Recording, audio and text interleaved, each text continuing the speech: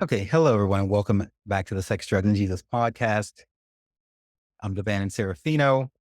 This is the continuation of the Major Arcana teachings that I was doing.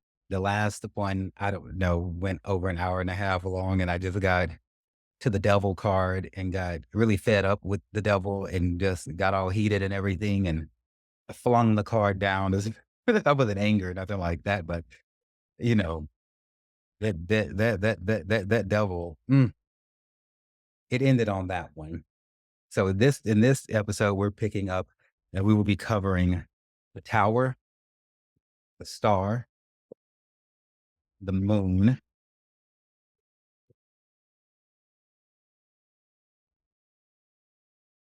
the sun.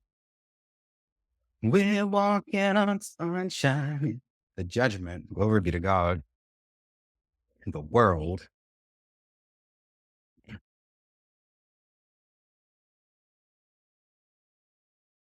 The way this will work is I'm going to read a snippet from Llewellyn's comprehensive guide on tarot, just like to have that second viewpoint.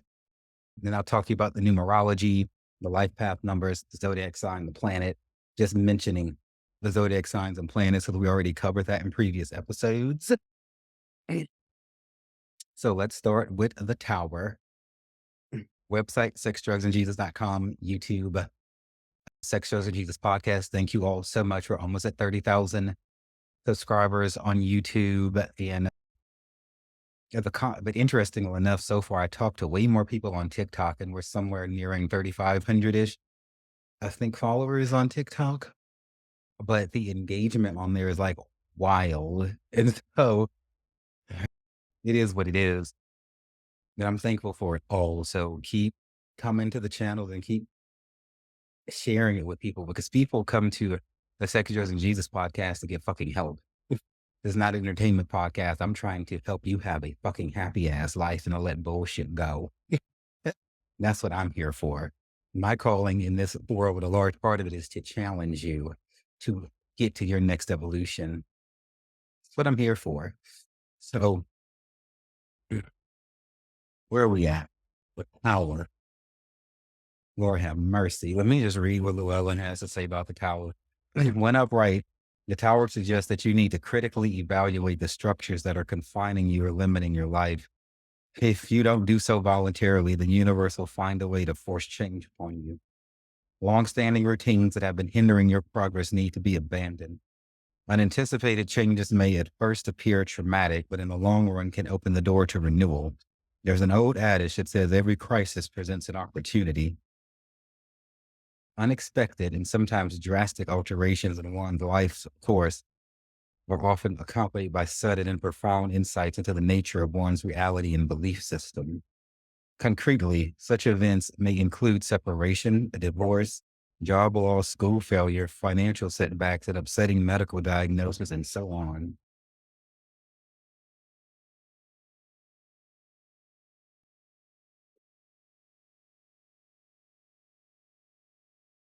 This card is so heartbreaking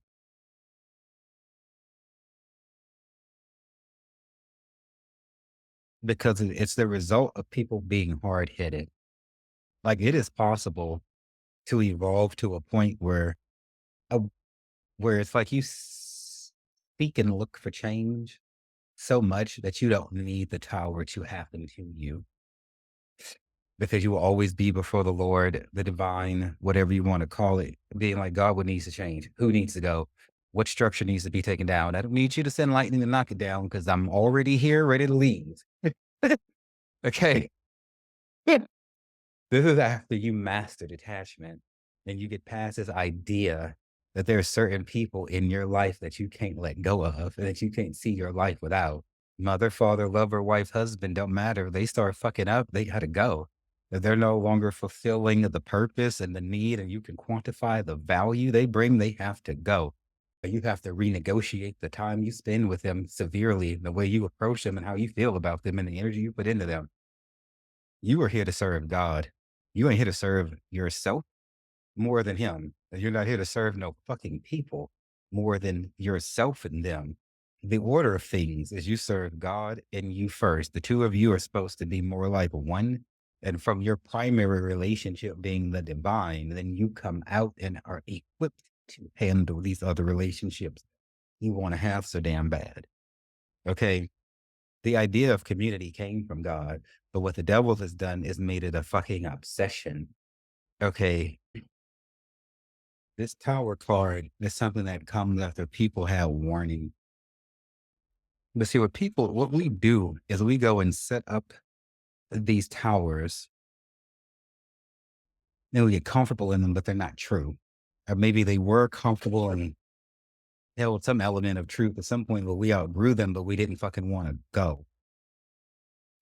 Like how in the devil card, we were talking about how it's sensual and it feels pleasurable, but it has you chained up and you're in bonds. You know, you're in prison to some shit that's making you feel good.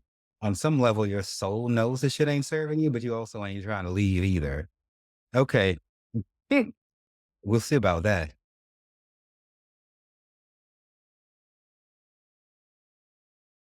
God, the universe, whatever you want to call it, is only doing this out of love because you're not really showing yourself love by staying in situations that are not elevating you. People in this tower ain't growing. They're stuck in a fucking tower. They feel like they're high and elevated and exalted and lifting up and living their best life because they have this lofty ass shit they're living in. But it's actually quite an isolated fucking cold ass existence. It's very separated. You ever seen somebody or yourself maybe just been in the midst of a whole bunch of people and still felt fucking alone? Been in a supposedly loving relationship with someone and still felt fucking alone? Been in a polycule or like sleeping around and still felt fucking alone? Why? Is because you weren't living your truth. You weren't in love with yourself. I need you to fall in love with yourself. Oh my God, like really fall in love with yourself. This lightning comes when people won't change. I've seen this happen to people who call themselves creatures of habit, who won't go and seek change. They wait for it to force its way down their fucking throat. Okay. Okay.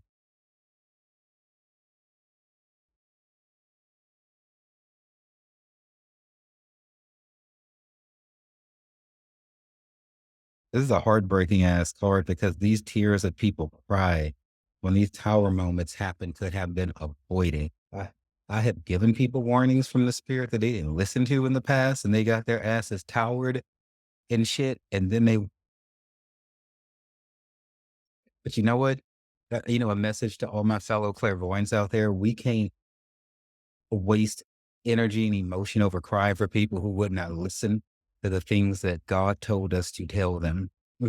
It is only our job to give these warnings and speak it in such a way that people fucking understand it and let people choose to forbear and get their asses destroyed or to listen and avoid disaster. That we can feel the feelings, but we got to move on. We can't be belly aching over that because we warned them. We told them. So, but take rest, my clairvoyance. There are people who actually fucking listen too.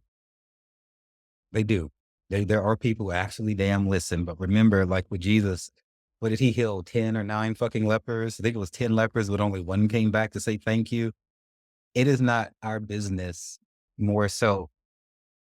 It's not so much our business for people coming back to tell us how our ministry helped them than them getting the fucking help. That's the most important damn thing. So we're not always going to hear about the good that's happening. Okay, fine. And I understand the sort of things I say, people be like, it really fucks with people and it's supposed to, and it throws them off. And the last thing a lot of people are thinking about is leaving a comment. And, and so I get that, but they do go and listen. I've had people tell me, they're like, D, everything you say on TikTok, I'm there. Every fucking one, no matter how much I consume it, I'm watching the whole thing, but I am never going to leave a comment. That's just, I have had people tell me that. They're just like, I ain't a commenter. I'm not commenting on it. But what you talking about has changed my fucking life. But I'm never gonna comment. You will never even know I'm there. Okay. But that was no small thing. The Lord told me that to encourage me so that I'm not sitting around gauging the success of the podcast or the ministry based on what people say. That ain't the point. Because this is deep work that God is doing in people. How can people articulate if they're actually going through a tower moment or through some deep judgment, or God is on the ass like that? Well, how do you put that in comments? That's not important. What's important is that you go get quiet before the Lord and let him work on you.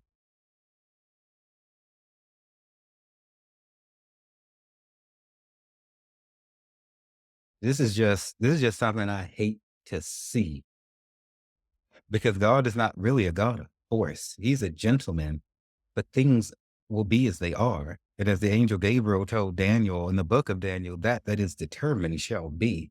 And there is no fucking way around it. It shall happen one fucking way or the other. God is in control of everything. You might look at the world and be like, how can that be with destruction? Well, his ways are higher than your ways. And this is not about the world being run as you understand it's supposed to be. It's about his high level, eternal view and understanding how every little thing impacts the next thing in perpetuity throughout the whole universe and eternity, which your ass don't see. And so what you gotta do is be sure in your own world, you have not set up prisons, jobs that you hate, relationships that you're hiding your emotions in, addictions and shit, extra sensual things. All of that is tower-esque type things. We set this shit up, and then God has to come knock us out of it so that we can move on and heal and grow and go on to the next thing. But if we'd have been left to our own vices and devices, we'd have set our asses in these cushy ass towers, deluding ourselves, laboring under a strong self delusionment that we're living our best life, and we're not. Your best life is only defined when God approves it. And God does not give a damn about how much money you make, how big your dick is, or how tight your pussy is, or how cute your selfies look on Grinder or whatever sex app you're on. Like, he could give a fuck less about those things. Like, ciao.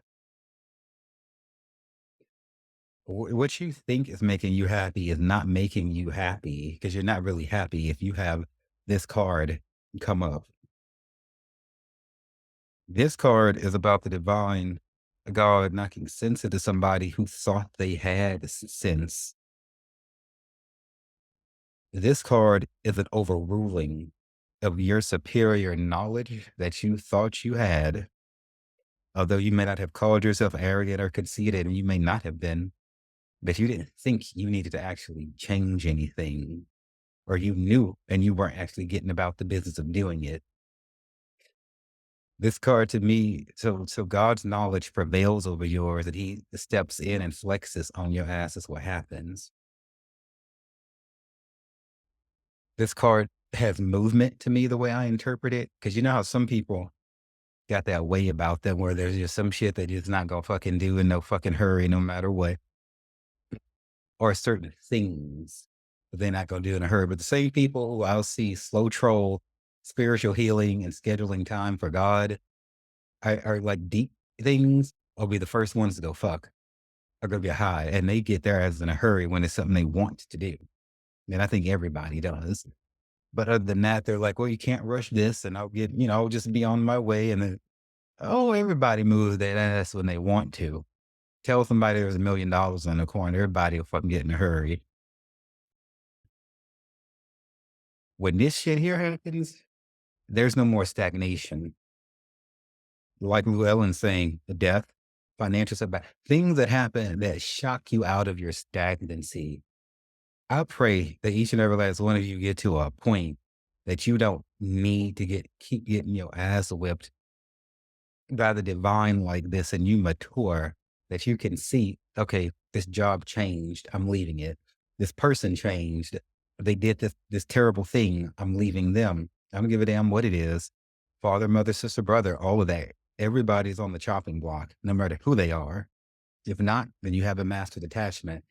I'm not saying be happy about it, but I'm saying do what needs to be done, because you are accountable to the divine, not to your mother. not to your culture, not to your fucking upbringing, not to your church, not to your religion, not to your priest, pope, imam, whatever. You're accountable to God and God alone, bitch, and you will account.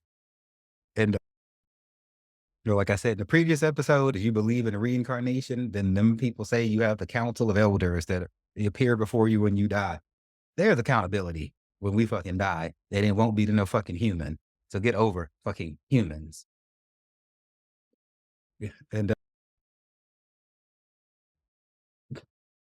I mean, how fucking silly and crazy these people look. I mean, it's a complete fucking wake up call. You don't want this. Get ahead of this. I'd be going before the Lord like, okay, what can I change today? Every day I'd be like, I dedicate myself to you.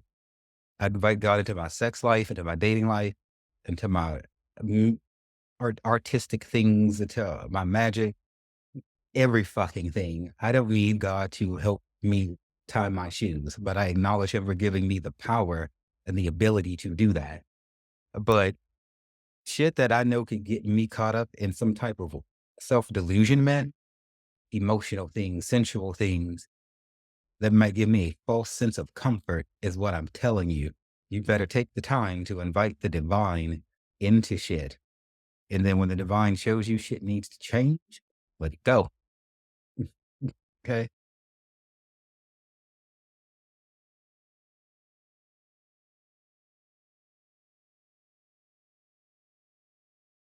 Because the thing is, this tower has been burned to the ground. There's no returning to it. So you could have left these relationships and these people and these habits and this sensual shit that you like, that you made a god out of.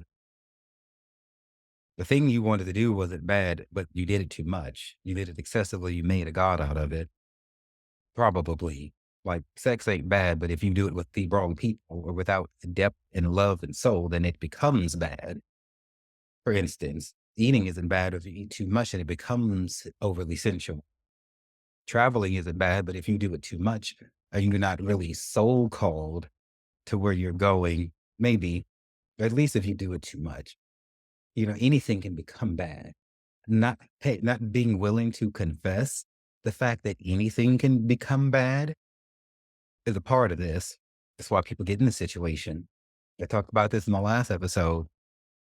People fucking around in these low vibrational polycules and they're just dealing with sex in different ways. So immature, saying shit like, well, it's not rape and we're all consenting adults. So what's the harm, right? Girl, bye. Like that is a professed and confessed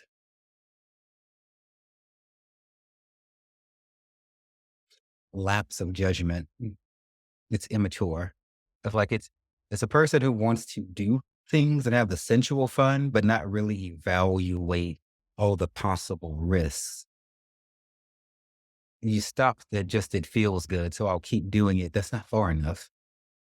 You got to go with, and what are the dangers? What are the other energies these people are bringing? Whatever it is, having sex, watching television with somebody, traveling with people, all that is an acceptance of energy. If you accept somebody's energy, you accept whatever beings are with them, and it changes you.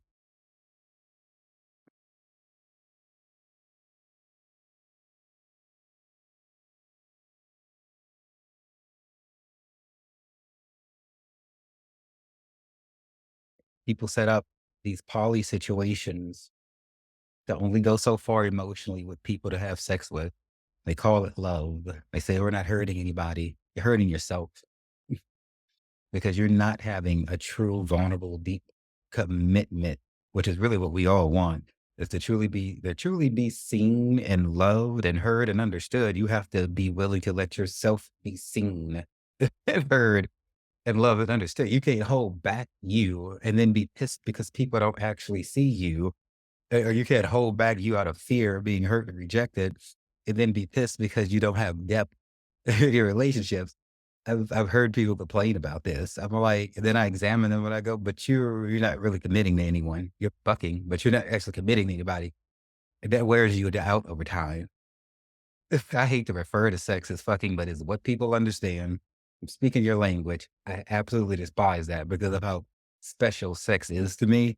But I will speak the people's language, whatever. Now speak the common tongues, as it is said. Just be careful. Mm. It's just I just see this. I just see this. Look at this card down, but I'm just gonna remind you, just because you can travel, you have money, you can get laid more or less whenever you want, you might be in decent shape or whatever. You can have all of that and still be living in a whole fucking tower. You can. Get prayerful and pay attention. In numerology, this is card number 16. The specific number 16 variant of seven is the most transcendent, wise, and profound aspect of the number seven. They're saying that because 16 reduces to seven, because one and six is seven. It is a variant that easiest can melt into the void and enter deep states of Zen like meditation. The number 16 is a karmic number. This means that there could potentially be terrifying life lessons following the 16. The most important experience is the lesson of transcendence, meaning that you need to learn at a deep level that everything in this life is transient and that everything will die, perish, get consumed by existence, and return nothingness. This aspect can lead to extreme inner anxiety, making the number 16 difficult to master. Life path number seven, zodiac sign is Aries, ruled by the planet Mars. Aries is a cardinal sign, which begins with spring in the northern hemisphere. The star. So we meet that after going through the tower. According to good old Llewellyn here. I love reading esoteric books. God, do I consume this stuff. When upright, the star card offers hope and support after the disruption of the tower card. You're beginning to see the light at the end of the tunnel. You have located a trail leading to your destination. There is a promise of peace and tranquility if you continue on your current path. Help may materialize from unexpected sources. You can proceed with faith that the future holds brighter prospects. As Marcus Tullius Cicero said some 2,000 years ago, where there is life, there is hope.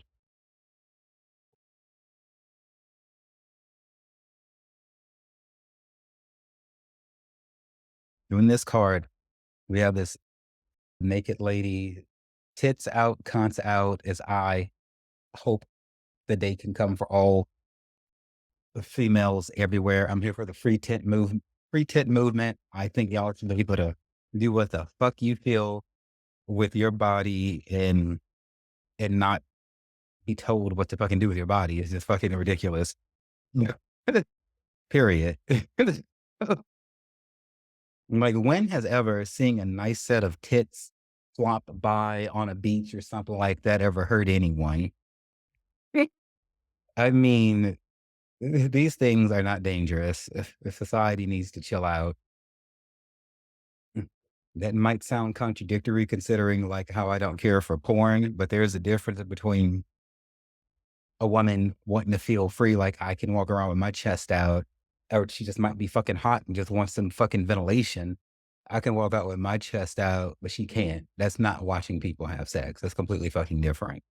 And I talked about in a previous episode the dangers of that, the energies and the spirits and all of that. But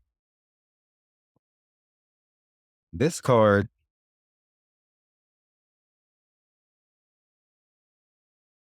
kind of echoes the temperance with the 1 foot being on the ground, another on the water, and the pouring of the water. Both of them have a lot to do with like balance, though. If you find yourself in a situation where you had to have a tower moment happen to you, one thing that you will have to take time to do is to rock and reel with, because what you're finding is a new balance. Because what you thought was life and reality before wasn't. This star card is about learning the new you. Okay, like fuck this devastating thing, getting out of a bad relationship. You know, after that divorce last year from that narcissist that I was in that 4.5 relationship with, I didn't know who the fuck I was anymore. But that was my tower moment because I knew that that relationship wasn't working and I knew that person wasn't right.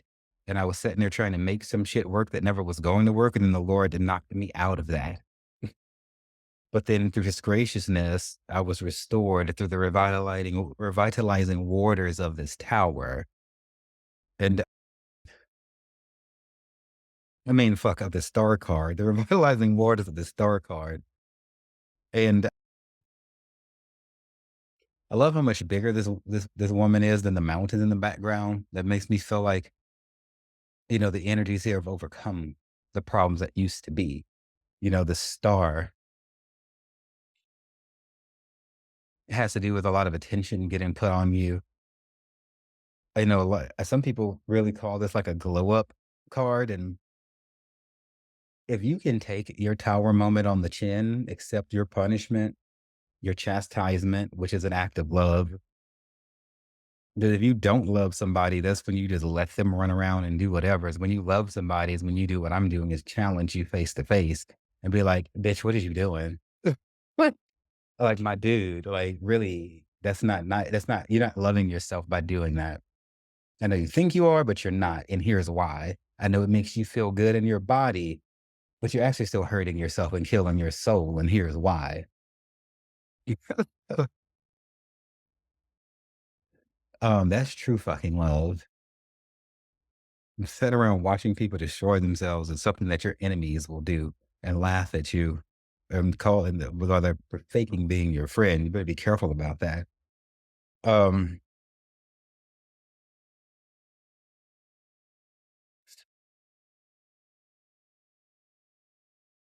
this card to me is a card of focus because this person is paying the fuck attention to what they're doing. This is completely different because when people were being that tower energy, they kind of taking life for granted and just kind of fucking around with it, even though they don't think they are. In this card here, this person is like, they know what the fuck they're doing, know who the fuck they are, and know why the fuck they've come.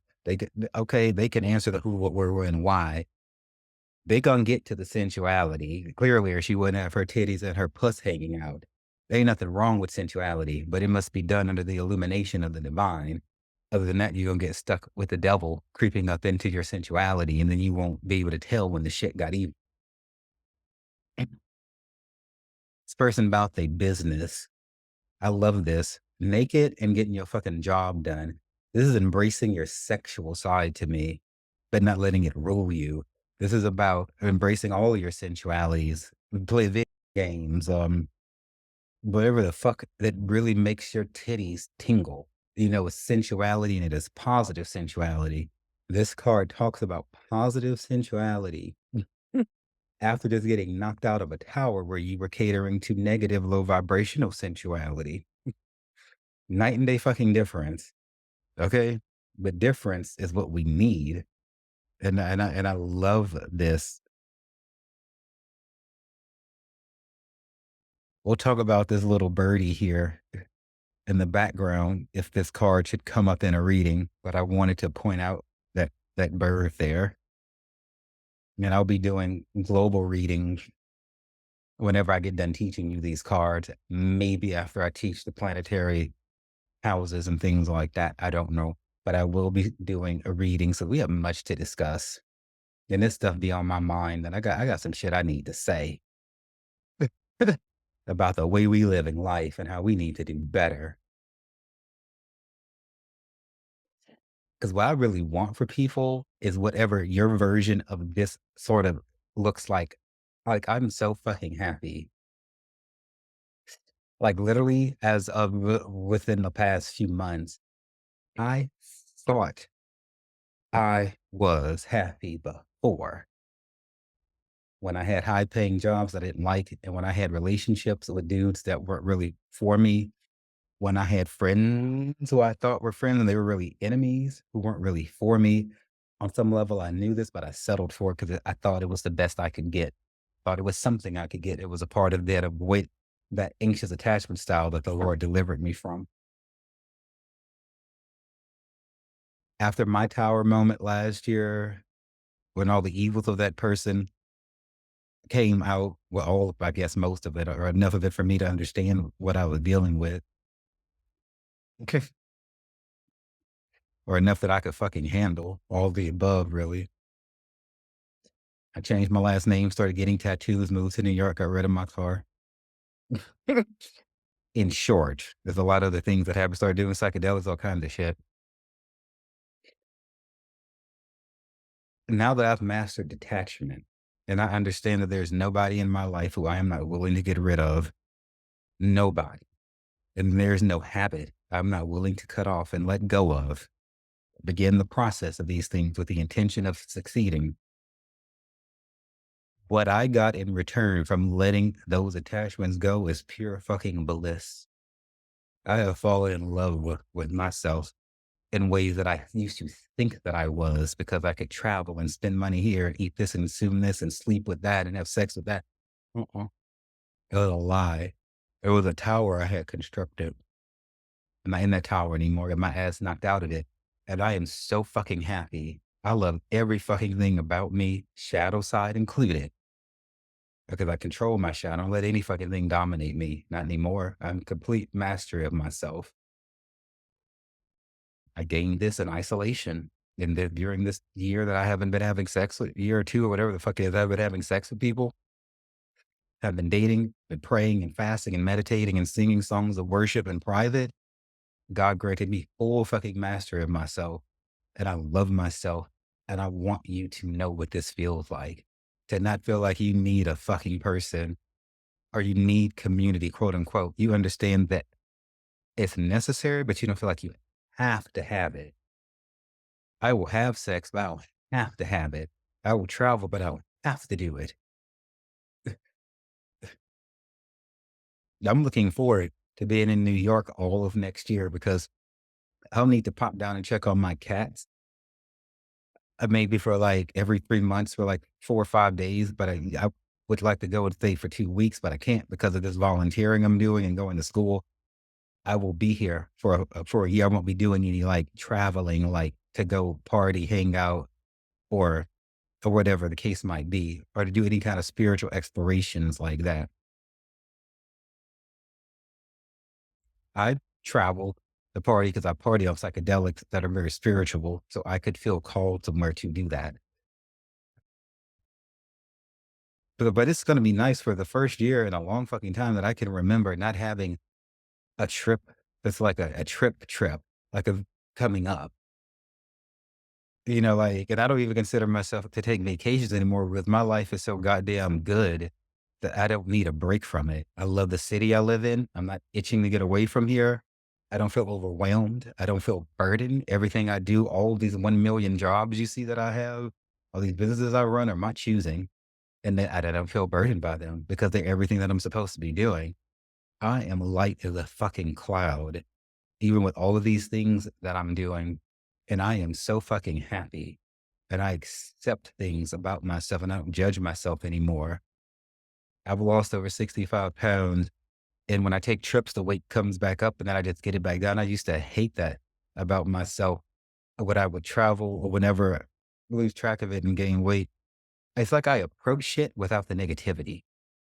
I'm like, okay, you gained it. You have a plan in place. Just fucking lose it. No need to trip and stress.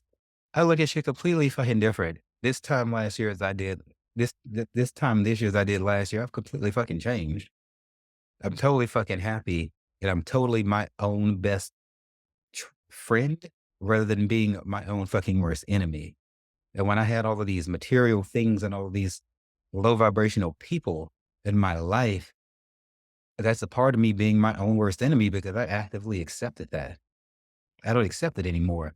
Everyone understands that DeVannonSeraphino will cut you off in a New York City second because a New York City minute would take too long. And it has changed the sort of energies that try to come around me. Everyone in the world knows this. And devils understand this too. So they fucking try. But I mean it and I'm intentional about it. I hope and pray that you all learn in your lifetime what it means to really fucking fall in love with yourself. And I mean down to your most finite level, warts, shadow, and all. Being patient with yourself as you change, but yet not accepting bullshit from anybody, not giving bullshit to anybody else either.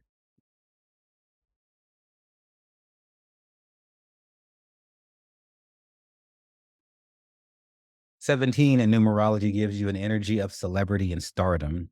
It gives the charisma to be on a stage, shine like a star. Thank you, Jesus. Tap into the deep archetypical currents of art and beauty and communicate these aspects to humanity. The 17-8 variant of the 8, because 17 reduces to 8, is the most beautiful and spiritually minded of the 8s. It gives an energetic beauty that makes other people turn their heads and notice you, period.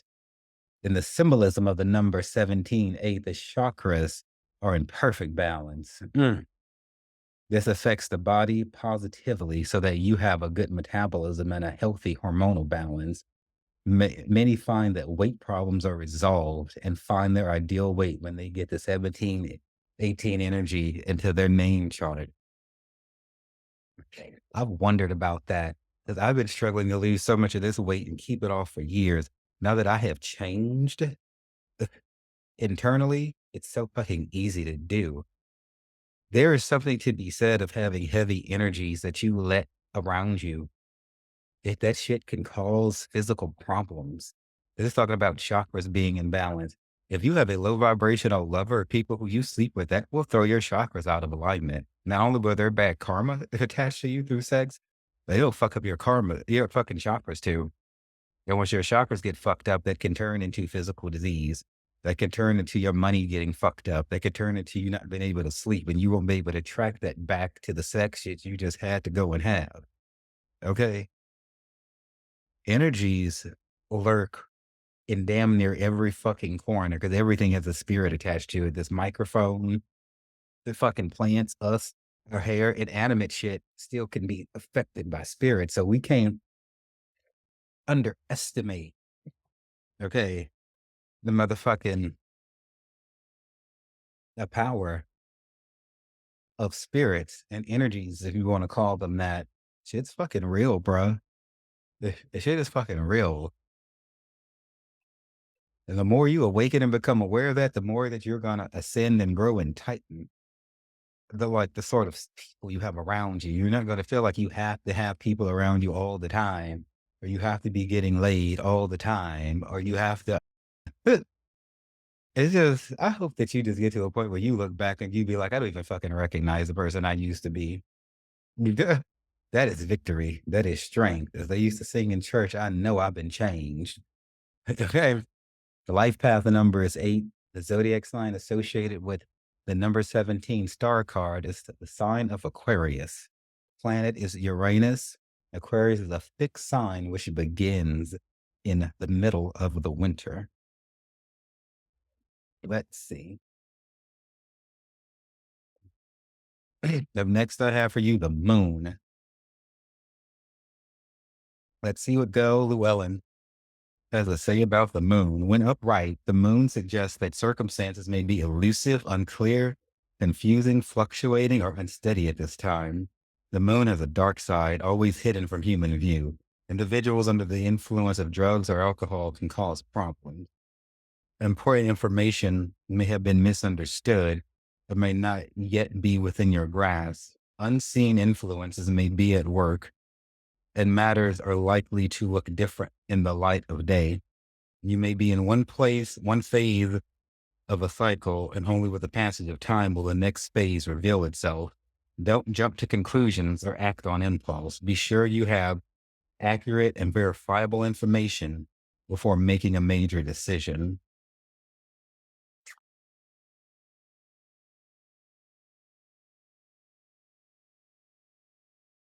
This to me, it speaks like a further continuation of shadow work. There's one thing, no matter how much you ascend, no matter how high you go in God spiritually, you don't always have a shadow side to you. But this is a part of the thing that keeps you humble. Because if you were that angelic in this life, you would exalt yourself against God. And it also allows you to relate to the people you're called to help. Having that weakness is still, at least still a knowledge of it, or the potential to fall back into shadow. just because I have self mastery at the level that I do now, which is fucking high, doesn't mean that I can't fuck up. How what the devil calls me to fuck up if I ever to let my judgment lapse and let myself get close to somebody who's low vibrational, because then that energy would transfer. And then once I saw that, if I refuse to walk away from that person, because when you're in any type of relationship, the energies are gonna balance out. Either your ass is gonna elevate them, or your low vibrational ass is gonna elevate to their level, or you gonna pull them down, or they're gonna pull you down, or you gonna go your separate ways. But if you stay, the energies are gonna equal out. Period. That's just the way it works. Because opposing energies are not gonna stay around each other. That is why you can always tell something about somebody by who they choose to date, be in relationships with, and who their friends are. Abso-fucking-lutely. And I never could understand why people would say you can tell a lot about people by their associations until I understood it in a way that works for my mind. I have to understand things on this most finite level, which is spiritual. And once God revealed that to me, that is through the spiritual things that are accepted and the energies that reflect each other internally is why you can tell things about people by the people they choose to let get close to them. Then it clicked and made sense. Then I started kicking motherfuckers out of life. They're like, "Oh, hell no, you're not gonna get me hemmed up spiritually because you full of shit. Mm-mm. No more trying to be all nice and shit." Mm-mm, mm. But it's quite curious that you have these little fiery looking things the same as you do in this tower, as you do here in the moon card. It's very fucking interesting. Very interesting.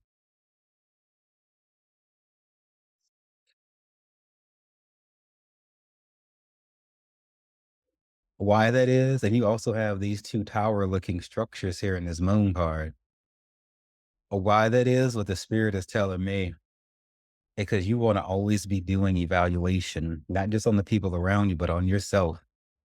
It might seem like it's a lot to be evaluating how you show up to relationships, how your friends, your lovers, your family are, but what it is a skill set. It's a muscle that has to be developed. It's not overwhelming. You will learn it like you did the job you have or the person you have in your life or your child or your pet. You have to have day one of everything. And if you're not used to spiritual work and shadow work, don't let the devil lie to you and tell you it's going to be overwhelming. It's all much too much. And how can I evaluate people like that? Gosh, you really look at it that deep? Yeah, we do. Yeah, I do. But I had to develop the skill, just like you. Your only other choice is to remain shallow. And who the fuck wants to do that? But there's warning in this card to not fall back into a situation where you have to get towered again. So you came out, got all washed up in your Aquarius energy with the star card, but bitch, don't go back. You got two fucking towers in this card. So the warning is severe because if you have to go back and repeat some shit that your ass already got delivered from and you get recaptured by some shit again, it will be doubly worse because you done insulted the divine who set you free. There was a song, a gospel song that always used to say, it was by John P. Key. I can do all, I think it was called Strength. It ain't his album Strength. John P. Key and the People's Choir, whatever the fuck it is. And then a line in that song said, I can keep the victory. It said, I can do all things through Christ that strengthens me. I can keep the victory because the oil of God's on me. And as a child, I was like, what the fuck does he mean by keep the victory? What that means is once the Satan or devil energy, as you would describe it, has had your ass bound. First of all, when you try to get away from it, it's not just going to let you walk away. You're going to have a fight on your hands. Okay. But once you do get untangled, because you're not in the fight alone, as shit comes back up, like you will be tested to see if you're going to let low vibrational people back into your life. You will be tested to see if you're going to let bad habits back into your life. Oh, yes. I had narcissistic men trying to talk to me, at different places that I would be. And then I detected that energy in them and I could see it now that I had gotten delivered from it. And I said, oh, fucking no, Satan. Whoa, no, no, no, no, no. But there is a lot of people. There are a certain amount of people. I fucking hope it's not a lot. oh God, I just don't let it be a lot, who know narcissism, just for instance, when they see it and know that they're with that energy again, intentionally. And mm, oh, Lord have mercy. When you do that, your deliverance is going to be more difficult. And so a part of this moon card and all of these shady, you got like, what is this, like a wolf, a dog, a fucking crawfish of all things, or a lobster? Yeah, that's giving me more crawfish vibes. This is like creepy ass shit that you don't want to let back in because you already went through this before, and you've made it far. But the way this moon faces thinking is saying, still be thinking. Don't get so comfortable to think that the devil won't try to re-ensnare you with something that looks different. But prayerfully, you'll be sensitive enough to the spirits and to the energies that doesn't matter how something or someone looks. If the shit don't feel right, if you catch a vibe, you can be like, mm-mm, he looked like this and he's talking, but mm-mm, still, girl, no. Mm-mm, no, this shit don't feel right. I ain't vibing. I'm not vibing. I'm not vibing. I know you want me to come visit you in that state. I can't catch a vibe. Mm-mm, something don't feel right. It just don't feel right, girl. Let me pray about it some more. Actually, you don't know what the fuck you might be avoiding. So don't just go run off to do shit because you think it feels good or is going to be good. Pray first. Put God first, child. That this moon card just gives me strong like warnings to not fucking be re-entangled with the shit you just got out of. Continue to understand that no matter how spiritual and holly dolly you are, that I'm the most spiritual holly dolly motherfucker I know. I still have to watch my shadow and pay attention that I don't fall back into things that I come out of. I don't worry about it because I just be praying all the fucking time. But it's easier for me to pray and pray much. I pray 3 times a day. I fast several times a week. I read my Bible when I wake up in the morning before I start my day. Okay. And I sing worship songs when I'm not writing them. And I really make a point to schedule God in. It's either I'm going to do that, I'm going to fuck around and get in trouble. And still got to spend just as much time praying to get the fuck out of trouble. So I'm just going to do it balanced and smart this time around. The number 18 in numerology gives a considerable drive and power to accomplish all the actions that it starts. The number 18 is the most militant and straightforward of all the Mars numbers. Numbers with digit sum 9 are Mars numbers like 18, 27, 36, 45. The number 18/9 indicates the determined and hardworking personality with great vision and a strong masculine awareness and drive. You can accomplish great things and achieve incredible wealth through mental focus and enterprise. You are individualistic and you are your own boss.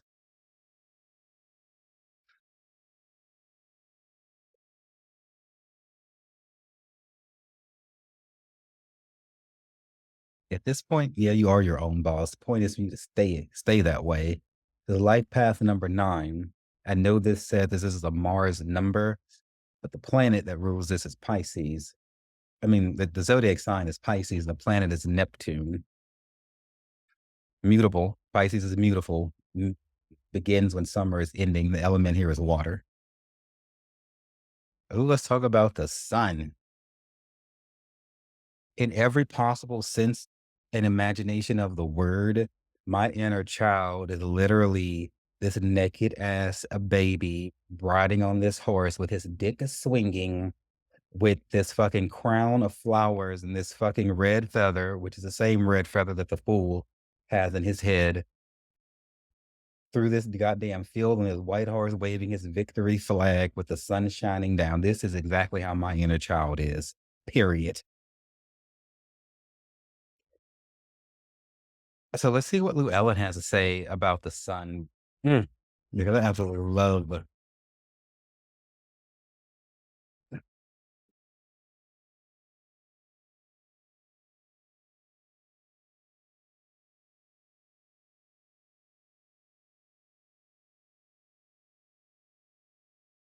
When upright, my children, the sun is a positive card that typically symbolizes a period of success, achievement, recognition, warmth, happiness, popularity, and contentment. Health improves and personal relationships prosper. Work situations and new ventures go well. Because of the sun's connection with Leo in the fifth house of the natural zodiac, modern astrologers believe that this card can also signify romance, marriage, creative self expression, the birth of children, or other matters related to offspring. Now is a time of clarity, illumination, and enlightenment. Ponder the words of the bard. How far that little candle throws his beams, so shines a good deed in a weary world. That is from William Shakespeare, The Merchant of Venice, the year 1600. If you please, let the sun shine, let it shine.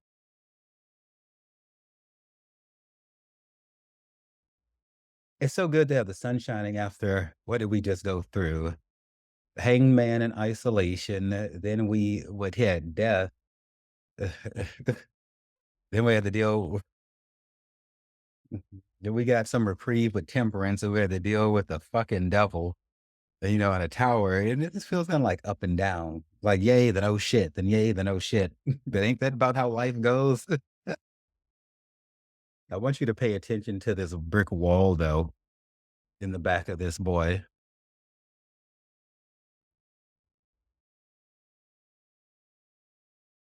It's no small thing to have to say goodbye to people and habits, but say goodbye to them you must if you're ever going to make it to this point. This child, first of all, this is a healed ass inner child right here. You're not going to get no of the fullness of sun card energy unless you do your damn shadow work, which is what you were supposed to do in the moon card and other cards and back in Hangman and everything like that. You cannot fake this. You cannot rich this. You cannot sex this. You cannot sensualize this in any way. This is a light shining from the fucking inside out. Doesn't have a damn thing to do with your outside in. You can't shine like this unless you right in your head and you right in your heart, which has nothing to do with sensuality or the things you can consume in this life. This is stillness. This is a light that shines from the place of peace, from a place of wholeness, from a place of falling in love with yourself. There ain't no fucking body else in this car but this child. This is somebody who is happy with themselves every day. That saying sits perfect, but their perspective, they know how to check it. This is where you want to be. Like, I love me, and there's nobody I'd rather be around besides myself. I'll take you.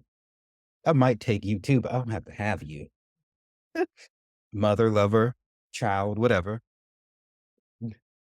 This is how you fucking want to be. Your favorite person is you, bitch. And the divine, of course, but you and the divine are one, as I was explaining to you in a previous card. And from your love relationship, your primary relationship is the divine. And from that, you extend into your other relationships. That way, when people come and go and they will, you have the divine to go cry to, and you should, and then he will heal you. But you're already in love with yourself and the divine anyway. So you caught them tripping and slipping and you cut them off. Oh, well, you'll cry because you're already in love with yourself anyway. This is not arrogance. This is balance. You, you, you better hold people in their right perspective. You cannot get lost in people. Family, lovers, whatever. Do not get fucking lost in people. And this dude is just so fucking happy. That brick wall is there to put a permanent division in between the bitches he had to cut off. Mom, dad, lovers, old fuck buddies. I hate that fucking term. But again, I'm speaking the common tongue of the people. Old habits and shit. This is a permanent fucking deliverance. This is not somebody peeping over this wall trying to think about going back to an ex, having sex with an ex. Girl, bye. This is somebody with good fucking sense.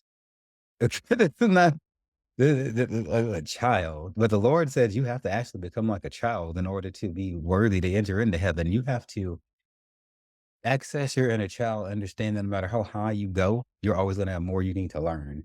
No matter how high you go, or we're damn near at the end of the Major Arcana, and here we have a child showing us that there's so much potential even with so much development that we've had to get to the point that you're in sun energy, to be in love with yourself, to know who the divine is and know where you stand with the divine and to have motherfuckers in place in your life and to check energies as soon as they try to get close to you that are unworthy of you, excommunicate immediately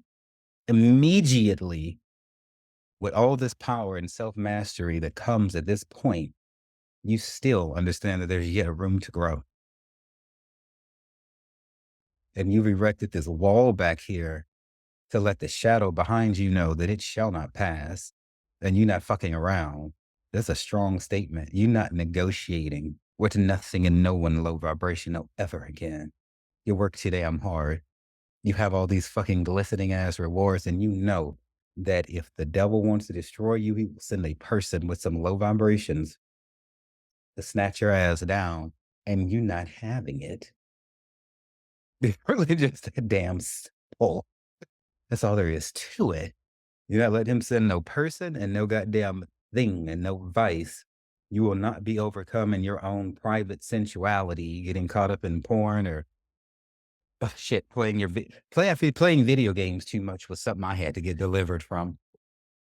I had to restrict myself to exactly 5 matches a day. It's no more. I can do less, but no more. But I was sitting down playing my fucking Xbox for hours, then run out of time to do my fucking work and shit. Oh, Lord. That is an example of sensuality that is positive, but I let my sensuality by loving to play my fucking Xbox go too damn far, and then it became devil energy. You see what I'm saying? And so, but I didn't sit there and whine with God and be like, oh my God, I'm playing video games. So what's the problem? No one's dead. It's just me. No, it's about balance. It's about energy. It's about spirit. Doesn't matter how innocent some shit looks. If it's out of balance, then it becomes evil because it's hurting you. The evil is shit that hurts you. It hurts other people. Sin is shit that hurts you or hurts other people.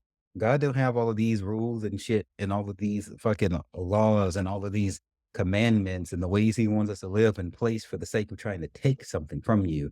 He's trying to help you and trying to stop you from hurting yourself and other people. Because until you get to this point here, you can't really see shit for what it really is, because you're not fully illuminated.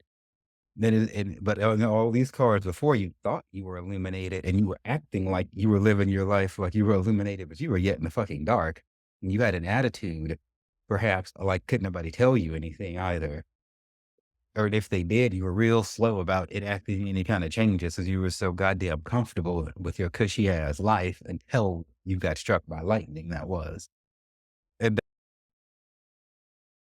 this is true truth. You're looking at shit for what it actually fucking is, not what you want it to be, not what it once used to be, not what you know. No, technically what you hope it's gonna be.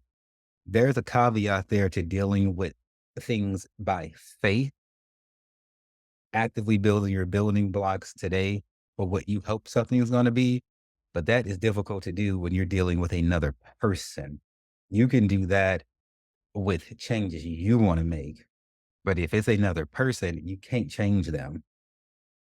Be careful because so many people get destroyed through other people. And the devil will really use your empathetic heart against you, my empathetic, nice people, and really use it to kill you. How's that saying, oh, love will be the death of you? You let it. You must learn detachment. You have got to learn how to let people go. You got to learn how to let people go. You have to. So the chance of that you gonna make it at this point and be granted this at the same damn time with everybody around you, it's just not possible because it's not for them to grow when you grow. You're on an individual journey first before you're a son, a father, a mother, a lover, or in some polyamory, whatever the fuck you want to call yourself being in. I have a problem with polyamory. I have a problem with low vibrational polyamory, and it's very difficult for me to locate high vibrational polyamory. I've explained the difference in other episodes. I also don't have a problem with monogamy either, but it's also very difficult to locate high vibrational monogamy because you won't find it unless you find high vibrational people. And you have most people stuck in like a towerish type of like phase, so they haven't matured yet. And when you grow, you're gonna find the sort of people you can relate with shrinks. The shit that you used to care to hear, like, girl, I really don't care who you're boning, how much money you spent or made. How are you doing spiritually? Okay, now we can talk about this other shit. And I get so turned off by people who all they want to talk about is material shit. And I can sit here and see that they're just psyching themselves up into a tower. I'm like, girl, bye. Come at me with some depth. And but you are here because God wants you here. That don't mean he want other people there. Maybe you'll have to leave them entirely. Maybe you won't. I understand that my situation was, I guess, extreme. I don't know what other people are going through that I had to cut off so many friends and blood family all at once, pretty much. It took a few months to go through my Facebook and delete. But when I made the decision, I was quick about it. And every day I was cutting more people off. And I got the point that I was sad about it. I got happy about it. I looked forward to it. Sam Smith wrote that song, bitch, I'm too good at goodbyes. I suggest you listen to it. That's how you need to become real fucking good at goodbyes. Brew yourself a cup of tea and dress it up all the way you like with your fucking lemons and potions in it and shit, and get your phone out and cut this bitch off and this bitch off and be like, let the sun shine, let it shine. In fact, those motherfuckers are not worth sacrificing your afterlife and your joy in this life. Over there are billions of people in this world. Bitch, go get you somebody else.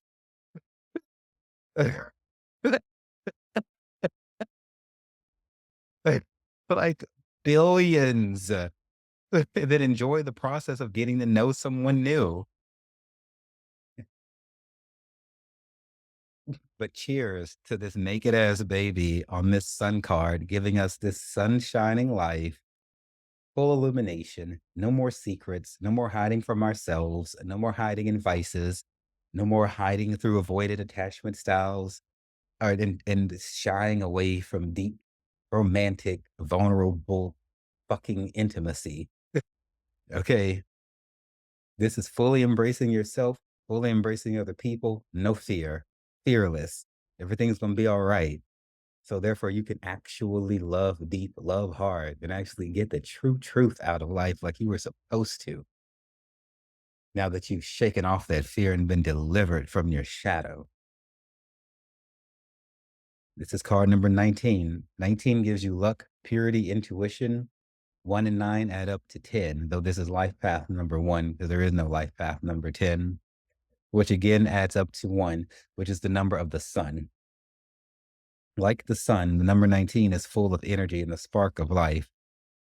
The sun shines on its surroundings and leaves others full of goodwill. The sun gives a strong winner mentality, positive energy, and optimism.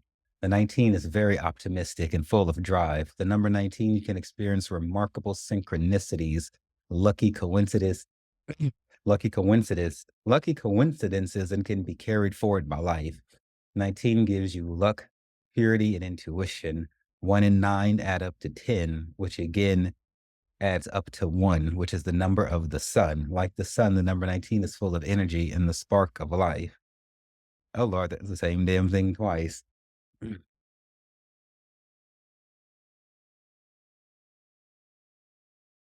Life path number 1, the zodiac sign for the card of the sun is Leo. The planet is the sun. Leo is a fixed sign occurring in the middle of summer. The element is fire, that fuego.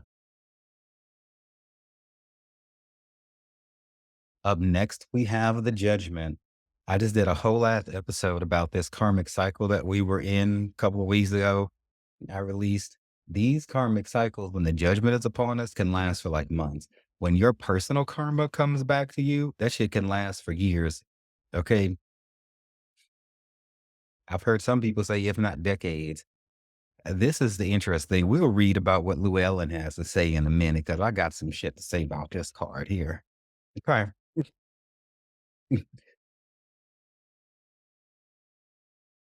This card is so fucking important. Like that Hanged Man was in the last one that I must have talked the better part of an hour about that one card. The hangman is important because that is us realizing, oh, fuck, we're fucking out. I need a new point of view. That's like a self review. The divine is there to help you. Tower is what happens when you don't listen to your perspective that you gained, say, like in the hangman, and then God has to come and fucking knock you out of it anyway, or the universe, the divine, whatever you want to call it. The judgment is like your final fucking review.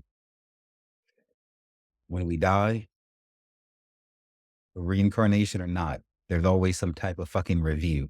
You don't just get to live life and then just it. Well, we have in life reviews. That's this karmic time that we're in. You got weird shit like, what's this? I heard like a fucking second moon just decided to show up and shit in the atmosphere. God could have just, besides those tiny little asteroids and shit that they see always crashing in the Earth's atmosphere, God could have let that thing pass through there and destroyed us.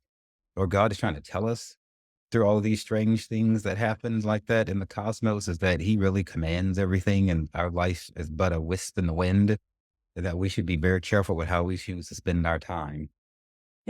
Because in this review here, you got all of these naked ass people, children coming up all of these coffins. Okay. When God looks at us, there's nothing that can hide. Every thought you've ever thought, every emotion you ever felt, everything you've ever done is what comes up for review. Whether you prayed about it, whether you repented for those things, whether you confessed they were wrong, or whether you hid behind them and said nothing's wrong as long as it felt good, you not hear how dangerous that sounds.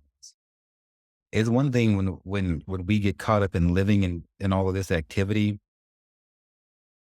and we're not paying attention to it. Oh, but does sting a certain type of way when somebody reads back to us the shit we've said and thought and done? Those of us who have been arrested and been to jail or have had to come up with some sort of judiciary review or whatever felt this. When you stand before the judge in court, not only is it a very public judgment like this, where everybody can hear all the fucking shit you did, allegedly according to the police report. Doesn't matter. It could be somebody walking down the court, just the aisles of the court who wanted to pop in. If it's not a closed hearing, it's public knowledge. Your records are public knowledge. Lawsuits are public. Every fucking thing's public knowledge. It's like the people versus this or the state versus, and they consider it to be public knowledge.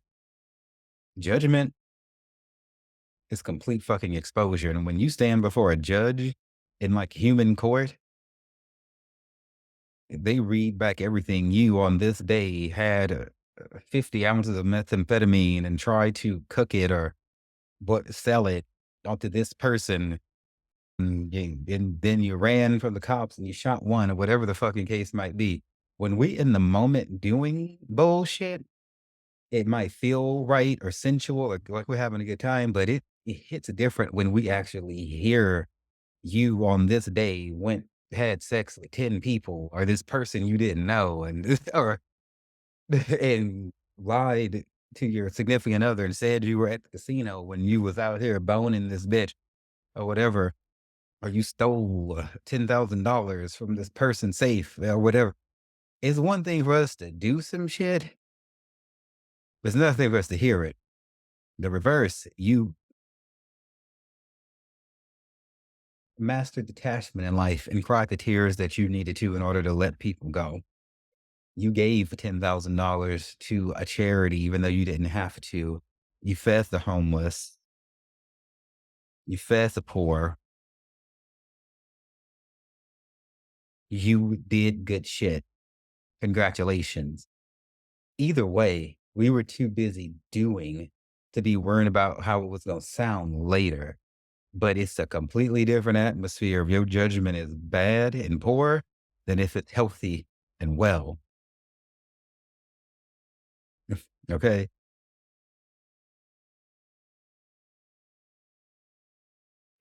This card has to do with the way we practice judgment of ourselves. What? I'm gonna say this. I'm not sure exactly what this has to do with this card, with this spirit. There's a spirit is bringing this up because I'm looking at this crossroads here on this flag. This sometimes it gives me like medical vibes or different countries' flags, but it's technically like a crossroad. Now, when you're at a judgment, when you're yet alive, and you have a chance to do something about it. Judgment might not be a punishment being levied on you, but you're gonna have warnings. A warning comes before a fall, as Yahweh promised us in the Hebrew scriptures. Tower moments and judgment not just gonna happen to you like that. You gonna be given a chance to get it right because God is not cruel. You let people try to talk about God like he's cruel, but they don't know God. People have known the idea of God and what others have told them about God. But have you really set aside time to really get to know God? Have you really scheduled time to date him like you would other people? And really fucking dedicated time to get to know God for yourself without anybody else? That is the only God that is real.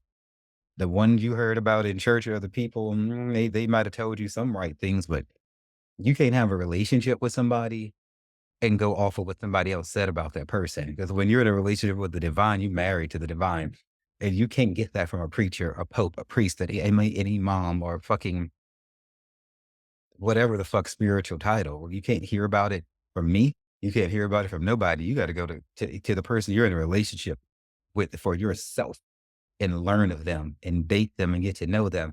So my question to y'all is, how many of you who have this casual approach to God or this fucked up opinion about him actually try to get to know him? I mean, really fucking get to know him and didn't come at him with his attitude of you supposed to do this. You should have kept them alive, or you should have did this. Why did you not act the way I said you should have? God,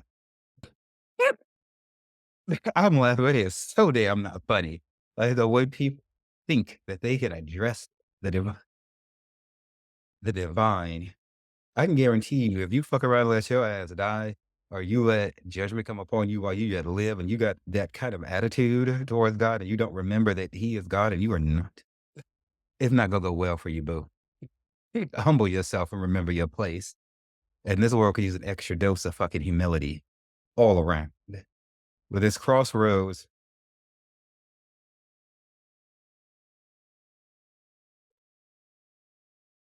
I'm not gonna say that. This crossroads here, it makes me think. I'm talking about masculines here in gay relationships and shit like that.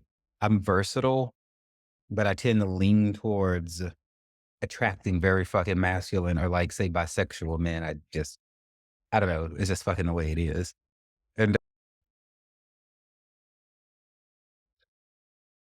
I observed that before I fell in love with myself like I have now, and I would not stand up for myself or look a man in his eye and say, this is what I'll take. This is what I won't take. You know, I could not convey my standards and boundaries that I just went with whatever. Well, they allowed that. They didn't respect me and they did things to disrespect me. But in so doing, we both let ourselves be disrespected and we both hurt ourselves. I observe that now that I've ascended and I just started dating and talking to dudes again, and I look motherfuckers in their eye and I'm all like, I didn't like that. What happened? You got like one chance to never do that again, basically. And let me explain why. Because I understand that there will be friction as we're getting to know people and everything like that, but I won't take certain things are a complete deal breaker. And some things, okay, you're busy, you got a lot of shit on your mind. Clearly, you're accustomed to treating people casually. Probably treat yourself casually because we can't give away what we don't have. When people love themselves, they love you. When people don't love themselves, they disrespect you. Period. But I've observed that when I look a man in his eyes and tell him what I will and won't take, there's something that activates within his masculinity, and it makes them fucking want to do it. Very curious to me how feminine and masculine energy do this dance with each other that way. Is it a checks and balance? I don't know that I'd call it that because when I was not high vibrational, and my feminine, energetic approach to men, they met that and they did not try to help that. They just lowered down to the same level. And so, but when I meet men now who have treated people casually, what I'm presenting to them, what God is presenting to them through me karmically is as a chance to change before judgment comes upon them. I'm trying to explain to you in a very granular and finite way how judgment can look. So take this example. So say I meet a man who's used to being a hoe. Will take somebody home, sleep with them, maybe spend the night or whatever. He has no intentions of dating them or getting to know them. It was just quote unquote an experience to have, which is devil energy. I don't give a damn. It is. I've explained that, previously. And I tell him, I'm not just gonna sleep with you tonight. I meet you. It's gonna take some time and everything like that. I've had I've had it told to me just recently, like damn, obviously you're in that queen energy. You're not just gonna be one of the ones we can just fuck like that. We gotta come at you different. Like verbally, men have begun to tell me this. But by the same token, I don't want to be a slut, they would have fucked me. So, boys, you have enough sense to understand when you got a high class, a woman or or a man like me who can carry heavy feminine energy in that way. You gotta understand. You know when we are special and when we're not. But why would you see that there's a difference and lower yourself to some smut when you know that there's better available? What is it about you that don't love yourself enough or that is broken within you that will lower yourself to these casual sexual encounters when you can see that the highest possible quality is in a strong ass fucking woman who stands up for her fucking value? Do you understand that by lowering yourself to cheap encounters, you lower your value and you hurt your inner child every time you do that, even though you bust a nut? Like, you're literally sacrificing your eternity for the world. And what will it profit you to gain the world and lose your soul? Because you're not going to have a fucked up internal way about you and die and go to heaven because you're supposed to be working on all that here and not fucking around. It's And so I thought I'd mention that. That's something that started to occur, as I'm around males, now that I've allowed that to begin to happen. That I'm just around them socializing. I ain't on no apps. I don't do that. I don't like the energy transfer on those. It's too deterministic and I don't like the vibration. It ain't worth the karmic consequences of fucking around on apps when I can walk outside and talk to people. And so it won't be quick, but it'll be qualitative. And I want quality, not quantity. And I don't want fast. I want it to last.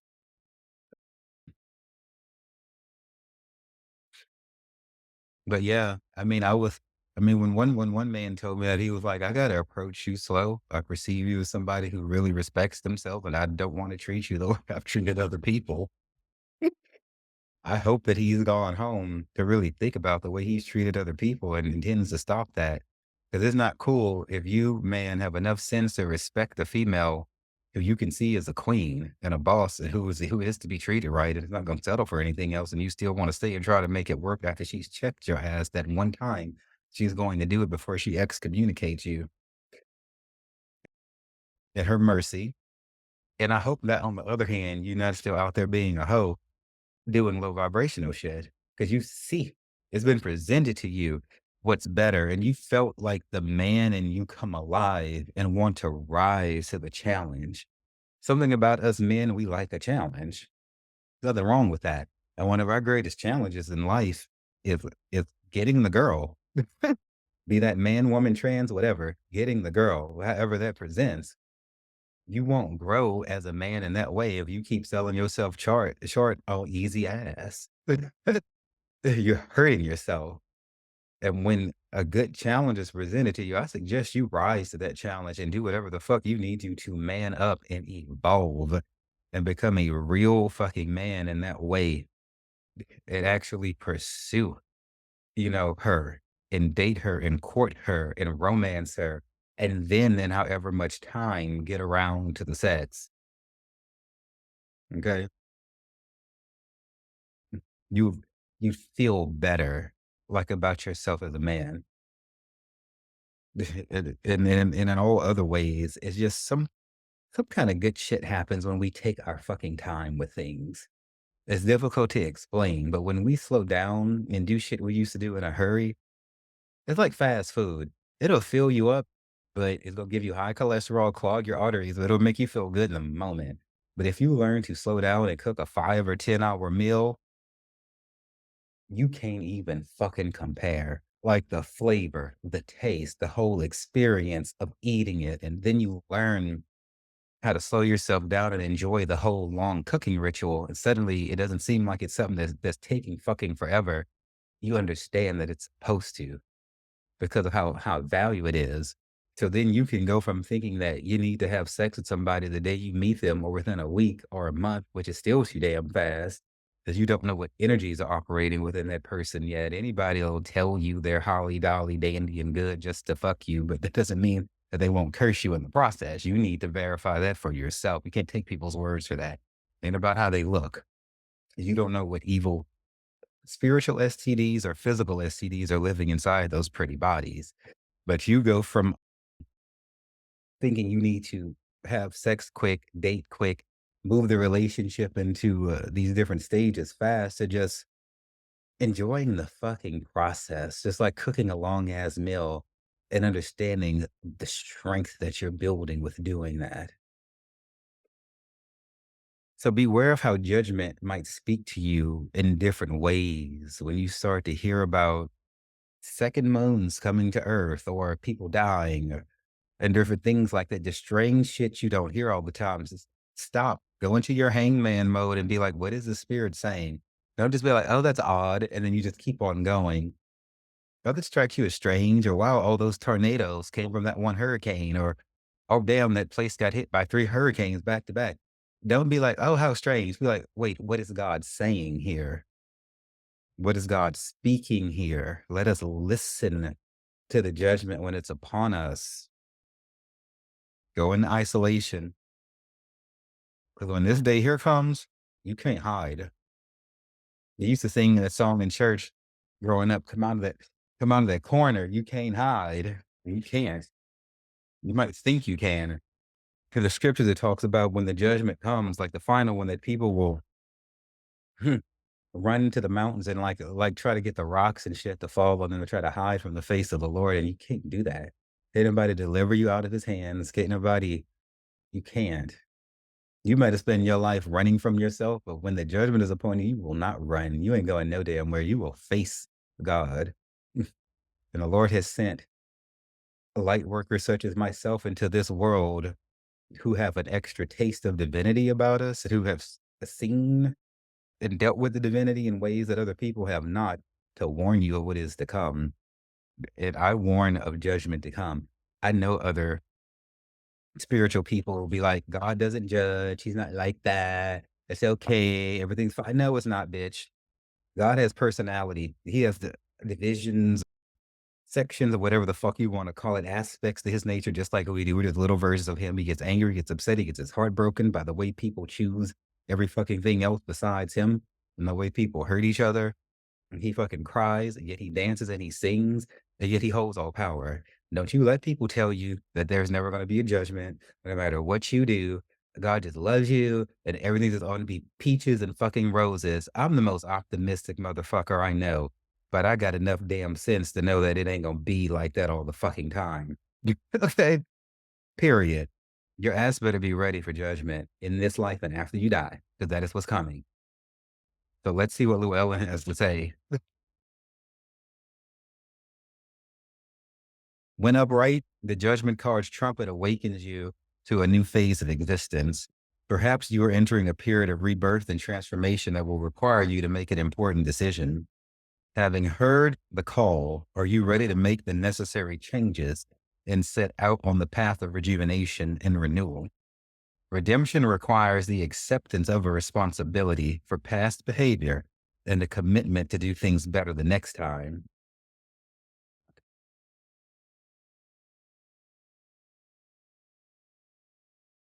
This is a card of awakening, the card of enlightenment. just like it mirrors the Hanged Man.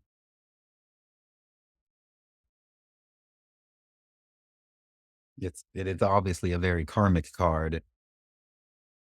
And like I said, when the judgment comes to us, it's a chance to change when we're yet alive. If it's your final judgment when you die, not so much.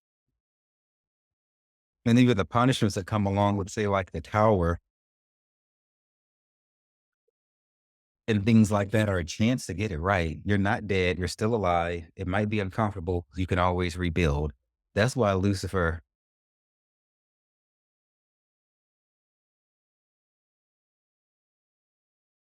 likes, if he can, to kill people, because God can bring people back to life, but God's mentality is these days it's kind of like, "Eh, well, I gave you a fucking chance the first time, and what did you do with it?" Kind of thing. I wouldn't bank on a resurrection because the world is really like a winding down type of energy. And so what Lucifer likes to do is kill people so that you don't have chances to get it right. Yeah, who gives a damn if you had to lose everything and everyone? I've been homeless twice and have had to relocate, be it for the military or for whatever. I mean, more times than I care to fucking remember. And each time that's a death and a rebirth and a losing of whatever community I had. Oh, the fuck well. I just did it over. Okay. I mean, it was uncomfortable and shit. And I say that very simply. And that's not, it's not that simple. But the bottom line is it can be done as long as you're fucking alive. Your life does not have to have a certain scape or look, but it's supposed to be real. And what real looks like today might be different in 20 years, but it's supposed to be the truth. Whatever that truth looks like for you, whatever the divine has laid out for you at that moment for your life. So when we're offered new information and new perspectives, when God's trying to speak to us through psychics, clairvoyance, dreams you have, dreams that I get and I interpret for you and I post it, and you know that this shit is talking to you. If it's me talking to men, challenging their manhood just by standing in my queen power, not letting them run their dicks inside of me the moment they think they want to. And, will you listen to that and actually go, I could do better, go into isolation and try to change, or you going to keep doing more of the damn same and get your ass towered? The point of you being here is not to acquiesce to fear and get comfortable. It is to grow and to surround yourself with people who challenge you, not who do the same shit you do like that. Some shit, yeah, you got some shit in common, but your friends, you supposed to be praying with your friends, meditating, not just going to sex parties and shit. Okay. It's a problem if you can go have an orgy with your friends, but y'all don't pray together. Okay.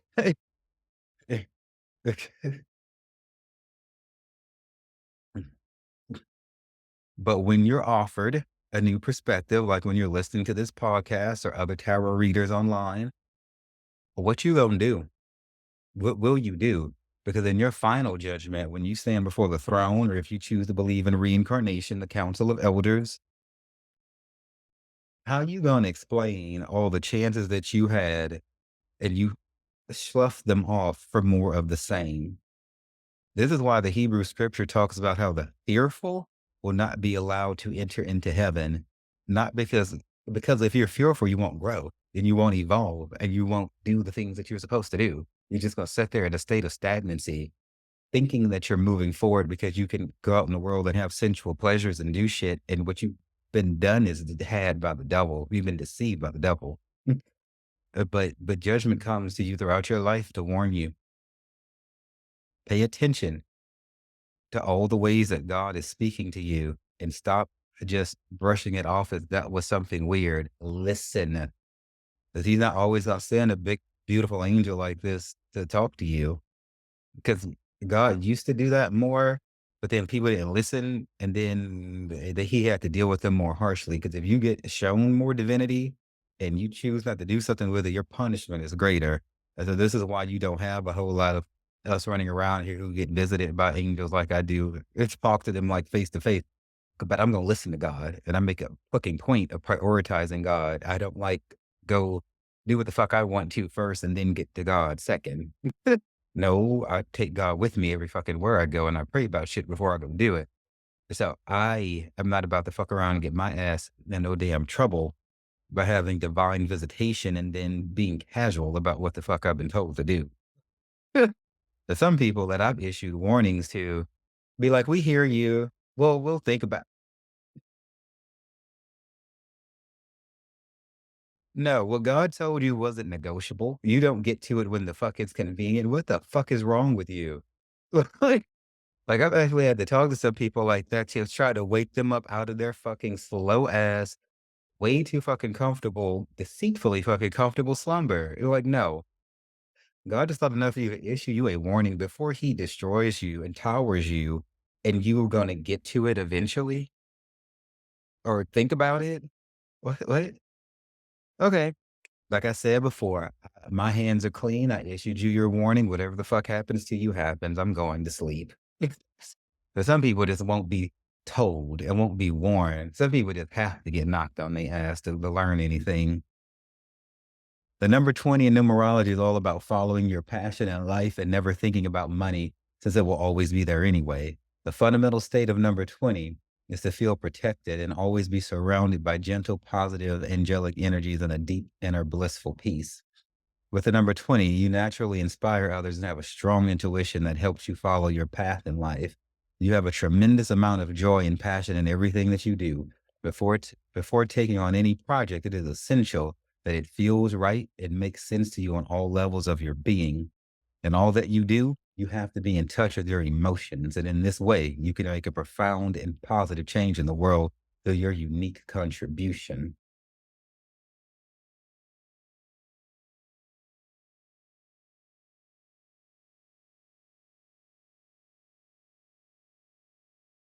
I love how this is talking about like authenticity,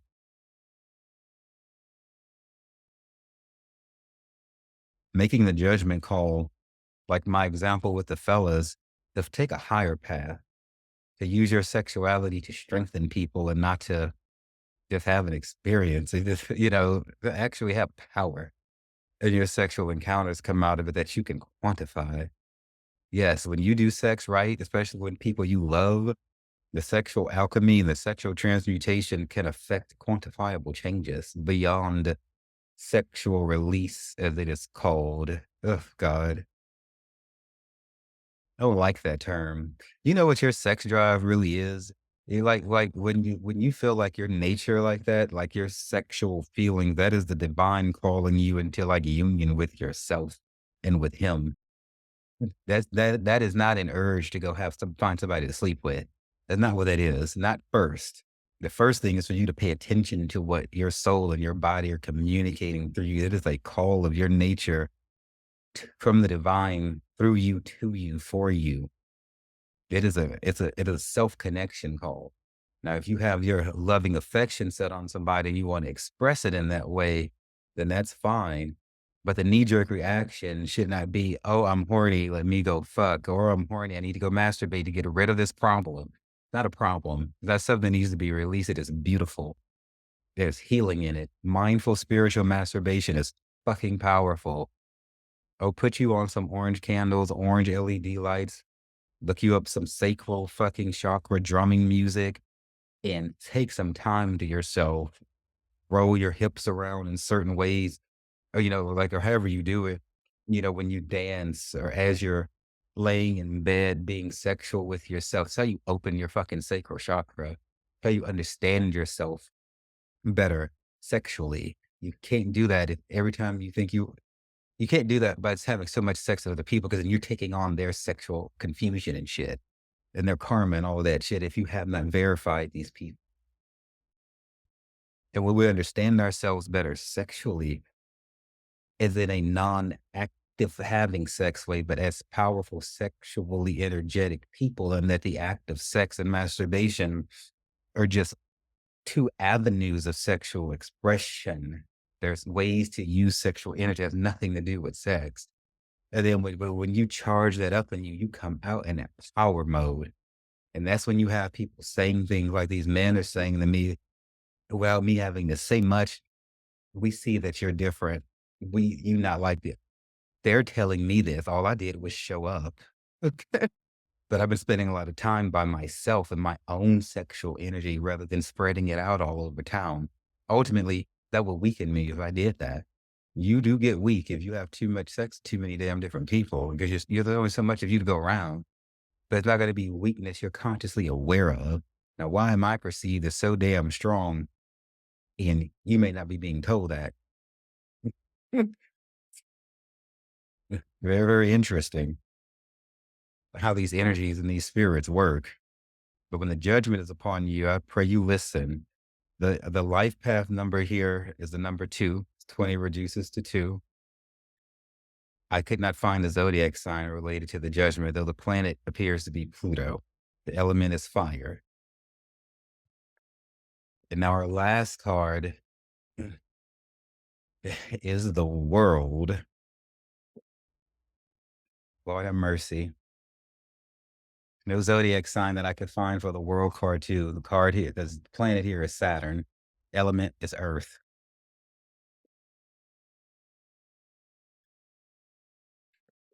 In numerology, 21 gives knowledge, diligence, and the ability to achieve great success after putting in a significant amount of effort.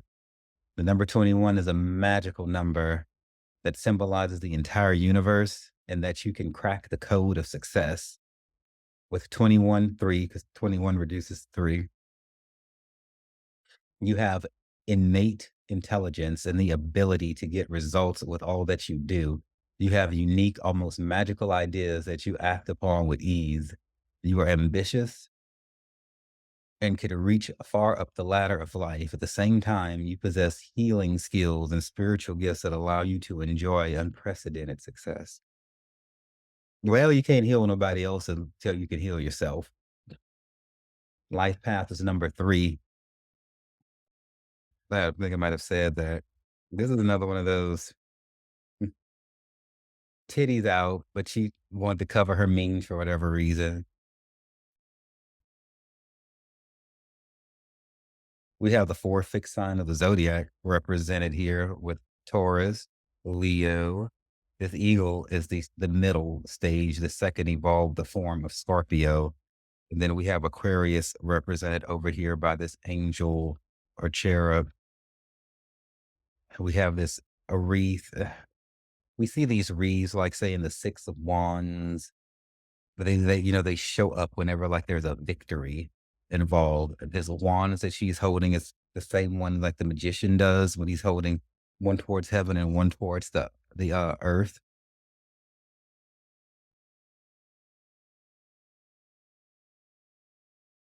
Talk about self mastery. Let me see what Llewellyn has to say.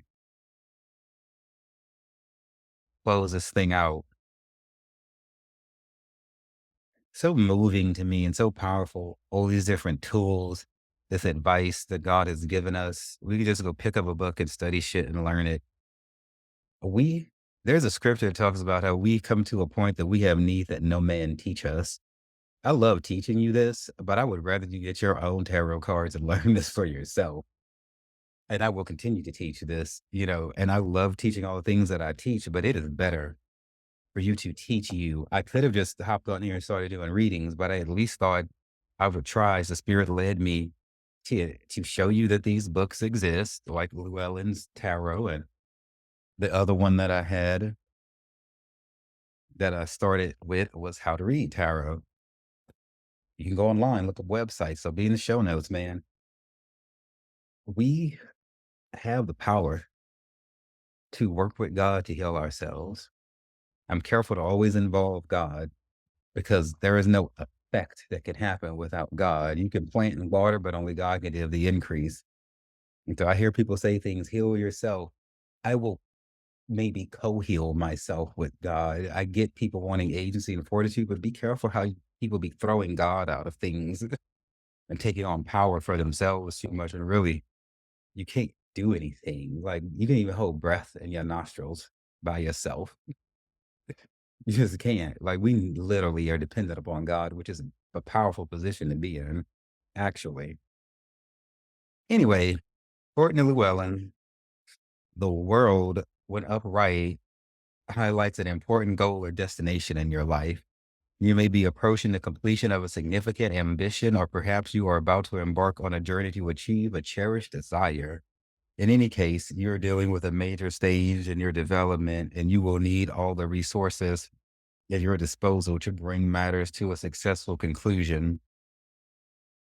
Just as Saturn, the last planet visible to the naked eye, marks the outermost visible boundary of the solar system.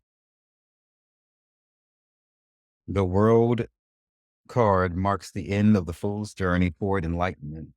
Arriving at this card is a sign of completion, enlightenment, and success. You are returning to the Garden of Eden.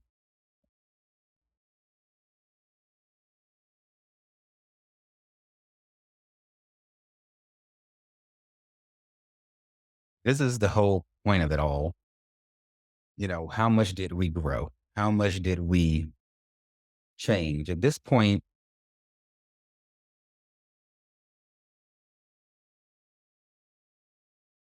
you can do the thing that heretofore nobody who I have asked personally has been able to do, which is to quantify their changes. I do not accept that somebody has grown in any way unless they can quantify. For instance, you know that you're no longer in high school because you matriculated through the ninth through the 12th grade. You can quantify that you passed tests and things like that.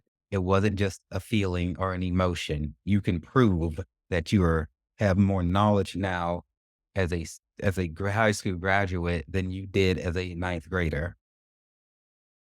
Okay. But when I ask people, tell me how you've grown spiritually. What's different what's different within you between now and last year or 5 years ago? Tell me how you've grown mentally. What I get is, well, I feel different, or I, I do like they immediately get uncomfortable because they know they can't confidently answer the question. And that is again another prejudgment, because it's not me who people should be concerned about squirming in front of. These people physically, every fucking person I've asked this to has physically squirmed in their seat as they've consciously become aware of the fact that they actually don't fucking know. And that they cannot actually quantify their supposed spiritual evolution and mental growth and changes. They can. These are people who have had psychiatrists and counselors, and they meditate supposedly and do psychedelics. And they can't tell me I was like this, now I'm like this, and it's because of this. Or maybe I'm thinking it might be because of this, though I don't know because I threw so much shit against the wall and I spent so much time with the divine. Who knows where who knows when God healed me? But they can't say it. And then they all ask me, was that answer good enough? If you have to ask somebody if your answer was good enough, bitch, you already know it flat ass fucking wasn't. I don't tell them that though. I tell them, well, if that's your response, that's your response. Because it is their response. What they gave me was the best they have available to them at the time that they were before me. But that squirming around that they do, what they're squirming around is the presence of God in front of me. I mean, other than the presence of God, I'm a soul and a sack of flesh like every damn body else.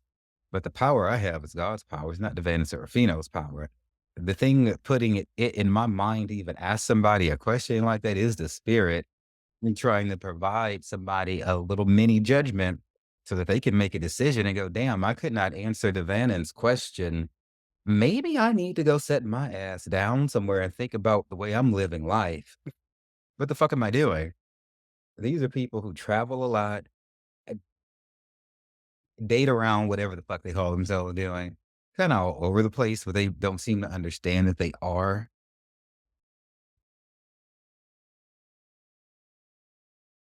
And they be talking to me about all these material things. And then I'm like, what about this? But how have you fucking grown spiritually and shit? And then they don't fucking know. You can sit in front of a psychiatrist and have no quantifiable growth, but you just feel a little good every time you leave there. The difference in between going through high school you and having a stages of growth in life is that there's no body here to fucking monitor that. You know, the Lord has sent us light workers in here to teach you and to guide you and shit, and to basically be your principles like you might have had in school. But you get graded when the judgment comes up, though. You get, be it somebody questioning you and challenging you, that is a grade. And the people who I asked these questions to failed. They fucking failed, but they don't always have to fail. They can change that shit if they accepted the challenge, the enlightenment that was offered to them. Basically, what God was saying to them is no matter, you might think you've been living, but you haven't. You might think you've been growing, but you have not. Otherwise, you would be able to quantify it. People who have grown spiritually can tell you, I was like this, and now I'm like this. I was like that, and I'm not like that anymore. I know I've been changed, and here's why. And I'm happy about it. I'm thankful to the divine for it, and I'm proud of myself for facing all of this shit and going through it. The people who could not answer this question were feeling good and running around doing things that make their flesh tingle, but their soul was just as could have stood some enlivening. This card here is about being full. Yeah, it's karmic. It's the end of the cycle and all of that. But what is the point of the cycle? Why did we go through all these trials and tribulations? And now that we've completed this cycle, what's the point? Some people say you start back over at the full. Maybe.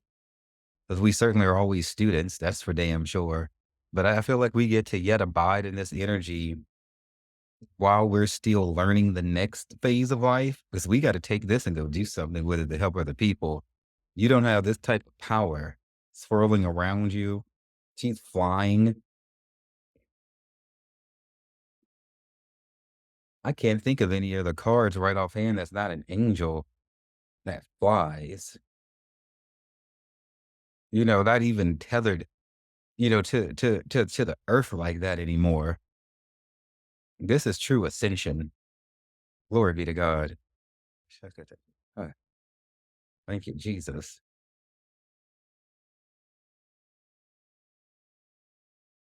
This is humbling.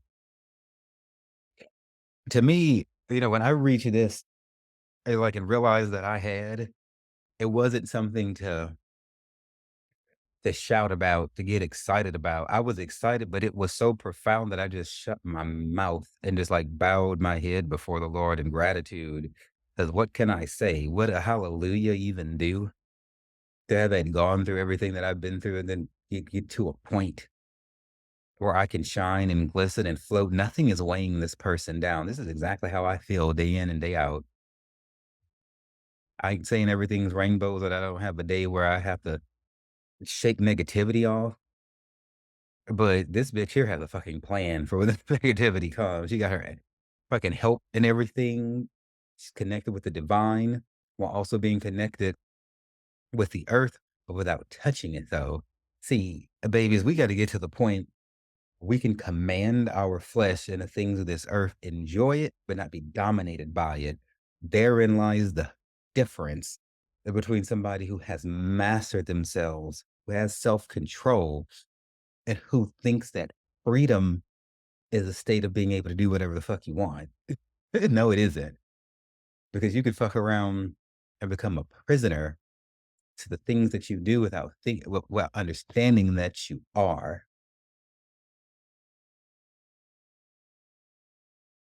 Mm, okay. Okay, I'm gonna go down this road. I was at the Folsom Street Fair. I've never been to San Francisco till this past week. I popped on up there. Check it out. All right. What amazed me and impressed me the most as I looked into the minds of the people who were at Folsom in all of these leather outfits and everything, are naked, or having sex, or getting beat, or whatever the fuck, pissing on people, peeing in their mouth, getting peed on, all the fetishes.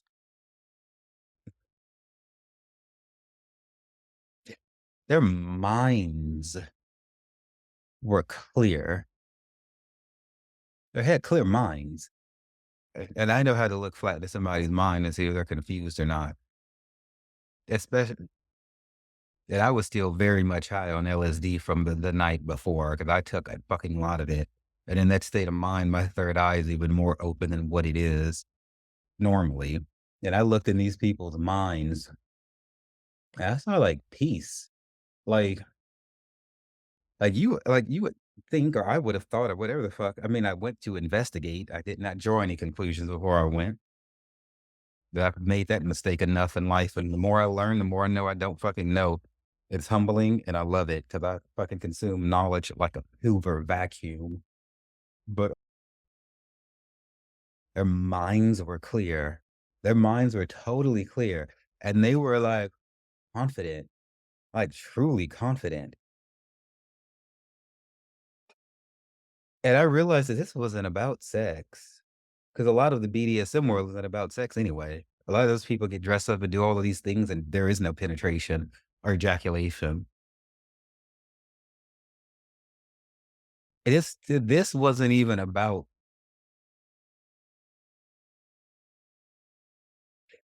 I don't know if I would even say that it's so much about freedom. The people who I would agree with for their reasons for being there, this was about an expression of who they believe themselves to be, an expression of an expression of community and acceptance in a unique way.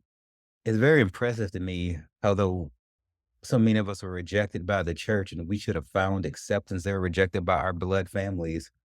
How God has given us like the psychedelic community, the BDSM community, all these alternative communities, the goth community, and we go there and we find a community that will actually help us and be with us and not judge us, that we truly can come as we are.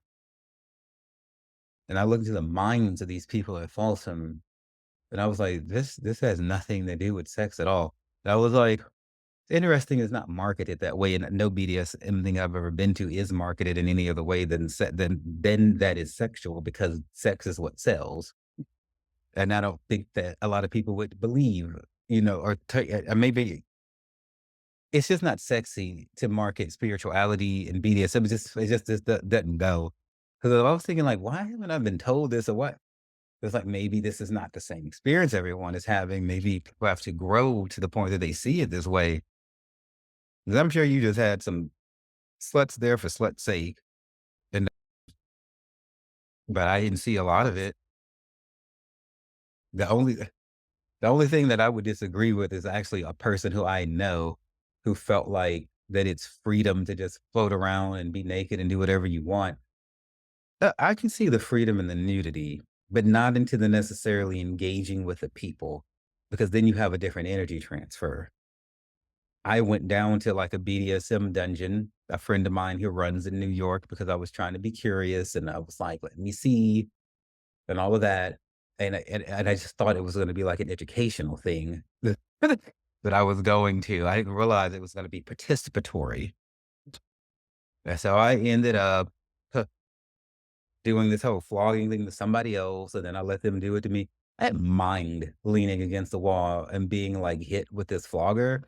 I could feel how it was releasing, kind of like a massage would be. I just did not like that I didn't know the person. I have a problem with strange energies. We didn't have sex and I kept my clothes on, though I could have stripped down to my underwear or get naked.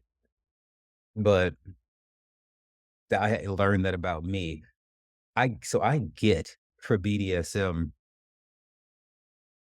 how it can feel freeing and releasing, and people will cry and go through all of these different emotions. Everybody's got their thing.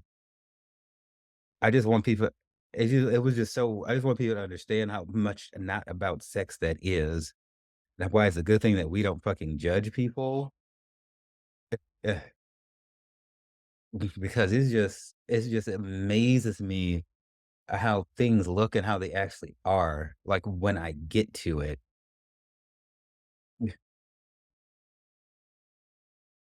But I don't think that freedom has to do with being able to do everything you want, sleep with whoever you want, and just travel around and just do whatever you want, because that's what the whole tower thing is about. Shit, becoming a prisoner to your desires, becoming a prisoner to shit just because you can do it. It's not, that's not truly freedom.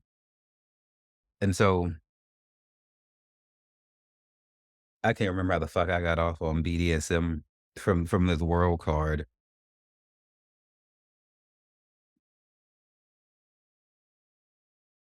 but that was very, very, very, mm, it was very moving and touching to me to see that, like, the love that I felt in these patent leather clad people running around there sniffing each other's armpits. And I'm not even gonna post videos. I took videos, but I think that I would defile those videos unless I do this whole, like, rant before the video, which I'm not going to, and actually explain it. And maybe this is why people don't try to explain it, because how the fuck do you really, I mean, I guess I just did explain it, but fuck, it's like it felt sacred, or like a very, like, sacred thing to be a part of. I wasn't turned on by anything. I was just like, "Whoa, this feels like home. Feels like family. What the fuck?" I wear leather and shit like that. I was full on goth, of course, because I'm so fucking goth, like, y'all don't even realize. And but it was just, let me just shift my mind off of that. It's just, it was just, like, so fucking amazing. But that doesn't mean that everybody was there for high vibrational reasons. I'm not naive, but at least 90 to 98% of those people are there for the love of it all. Yeah, they'll tie anybody up and beat them. I won't, because I'm so energetically sensitive. I just can't do that. I have to know people before I get physical with them. I would have to know everything about them or marry them, but it can't just be, "Hi, my name is," "Okay, tie me up." I would fucking go out of my skull by having people's energy run through me like that. I don't know. I can't do it. I'm not saying it's wrong or not. I'm not. But I'm saying you need to know yourself. And in that world, you gotta know who the fuck you are. You can't come in there, and then you can get in that world to learn who you are for sure.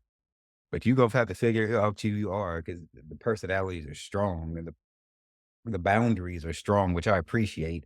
The communication is fucking strong. You know what's happening, why it's happening. You have your safe words. That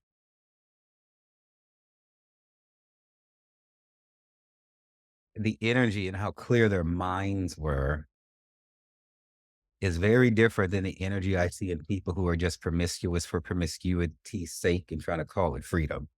I don't see the cobwebs and spider webs in these BDSM people's minds. And you would look at somebody with all this kink and bondage gear and think that they're the hoes or the wild ones, when really the confused people are the people who don't know how to target their sexual energy and use it specifically. BDSM is a very specific transmutation of sexual energy, which often doesn't have anything to do with sex. It's another one of those things that that you can use sexual energy to heal, to enlighten, to grow, and keep clothes on or take them off, but there be no penetration, no oral, no nothing. It's beautiful. It's really fucking beautiful because it's intentional use of sexual energy that's well thought out, as opposed to, "I'm horny, let me go do something," or hop on an app, or, "I need to release and let this go." It's no, we feel sexual, now let's empower ourselves through this and command it and slow the fuck down with it. The mindsets are totally damn different. And what is more glorified in this world is shit like grinder and sex with no aim to it, without loving the person, or self care, the self care, aftercare, and things like that. In the BDSM world, even if it's not sexual, there's aftercare. You just beat this person with this fog or whatever. We're going to pay attention to how they feel. Do they need me to hold them for the night? Get them a glass of water, glass of warm milk. They need to sing them a lullaby, whatever the fuck it is. You discuss this before you do whatever you're going to do. Wild sex, it's like fucking go. They're not spending the night. If they do, you didn't even discuss the aftercare. It's just random. It's, could see this on a 13-year-old if they have no parental fucking instruction. But y'all grown ass people, and you have not evolved in the way you approach sex. What's not stand against you in the day of judgment, besides how you do things, is the fact that you did not want to change how you do things. And you got to a point that you were so fucking comfortable with it that you would not accept new point of views and perspective when they were offered to you. And no matter how much you got towered, you just went back to more of the same. But I will think about that for a while, how clear these people's minds were and not clouded like random hoes' minds are. It's just fascinating to me. It's just absolutely fascinating. But I think about it, I've seen this clarity, with different BDSM people I've talked to before. I do not agree with just the wild use of sex and just doing it for freedom. I don't, but I do like how fucking focused they are about it. Very clear minded. We're gonna do this, what, and so again, I try to find the common ground, even though I don't agree with everything. Our common ground is the clear minded approach and intentional transmutation of sexual energy. Even though I'm not about to go have sex with somebody I don't know, like many friends will. I'm just not gonna do it. Not happening. And so the world,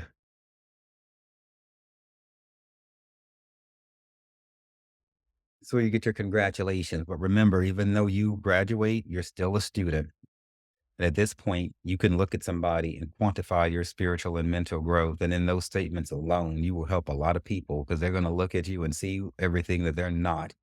That in that moment, they're either going to accept the challenge to rise higher and do better, or they're going to cave and acquiesce to fear and go back to more of the same and have to keep repeating their suffering again until they get sick of it and change. And babies, you're going to realize it took a lot more out of you to stay where you are than it would have taken out of you to move on from where you are. Because really, you're going to cry either way. Either your soul is going to cry because you won't let go of old people and old patterns and old habits and these old ass paradigms, or you going to cry after you let them go. But either way, you're going to cry. Your soul is crying while you think you're having a good time, or you will be consciously crying after you cut off the shit you knew wasn't serving you while you thought you were having a good time. But the difference is once you let go, those tears end. If you stay where you're at, you're gonna keep on fucking crying. The choice is yours. I've said all I came here to say. Next time, I'm either gonna do a global reading or I'm gonna teach you planets. I don't know. I gotta see. I've been jonesing to get to these readings though. Mm, I've been jonesing. It'll change my schedule, which I'm always excited for change because I'm gonna have to release a reading, probably one per week, along with a show per week, because I can't let the readings take the place of the show. And so I probably could just go ahead and start the reading and just teach the planets and stuff like that, because it was not like I could ever teach you everything. We'll see what the spirit says. I love you. I really fucking do. Because if I didn't, I could have taken all this knowledge and skipped off into the cosmos somewhere if God would have let me. It's no small thing for people to share knowledge with you. This is true love. I could party with you, have sex with you, date you, court you, romance you, but shit, we gotta learn from people around us. I hope y'all can hear this, in everything that I say and do. And I'm gonna be myself. I'm very, very strict when it comes to spirituality, but that's because I've seen what is to come. I've had dreams and visions and stuff about judgment and stuff. People who raised me did too. That game. And because I've seen how serious it is and what is to come, I've spoken with angels in my dreams and physically that have come to talk to me. Just the sheer presence of those beings is enough to just shake fucking. I don't even know how to fucking explain it. It's just like what in the fuck? And God is real. The angels are real. Judgment is real, and that's why I harp on the things that I do. because that's my calling. So I pray you do some praying to see whether you're going to accept the things that I've said, God has said through me, rather, and accept this as an act of love and as a token of vulnerability to try to share what I know and to try to break it down in such a way to make it understandable from this very complex mind that I have, and I wouldn't trade it for anything. Okay. It's after 3 in the morning, and I'm fine with that because this is exactly how I wanted to ring in my first year in New York, working, doing the Lord's business. This is exactly how I wanted to do it. And I'm going to go pray to him and thank him for bringing me through to this first year and for bringing Down Under Apparel, my lingerie store, into our 10 years. And then I'm going to go to fucking sleep. Until next time. Thank you all so much for joining us today and for taking some time to invest into yourself and into the lives of your loved ones. Please visit us at sexdrugsandjesus.com and check out our resource page, our spiritual service offerings, my blog, my books, and other writings that God has partnered with me to create. Find us on any social media platform. Stay strong, my people, and just remember that everything is going to be all right.